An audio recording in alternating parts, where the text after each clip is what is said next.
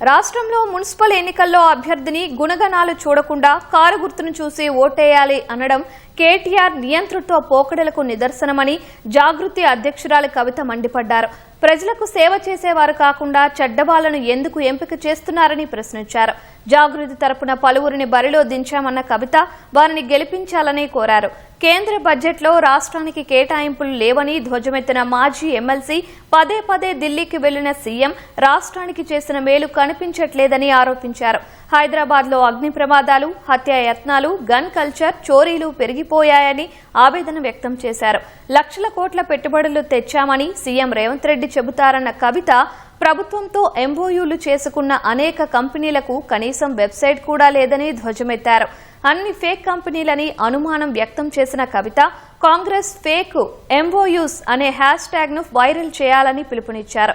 CM Harvard ప్రోగ్రాంకు నిధులు ఎక్కడివో చెప్పాలని ప్రశ్నించారు. ఈ రాష్ట్రంలో మంచోడైనా చెడ్డోడైనా దొడ్డోడైనా సన్నోడైనా కారు గుర్తు మీద ఓటేయాలని చెప్తున్నారు. మంచోడైనా చెడ్డోడైనా ఎట్లా ఓటేస్తారు? ఎందుకు ఓటేయాలి? ఫస్ట్ ఆఫ్ ఆల్ అంటే చెడ్డోడైనా కూడా కేసీఆర్ గారు లేబుల్ వేసి అమ్మితే ఓటేయాలని ప్రజలకు చెప్పడం అన్నది కరెక్ట్ కాదు. అసలు చెడ్డ క్యాండిడేట్లు ఎందుకు సెలెక్ట్ చేస్తున్నారు?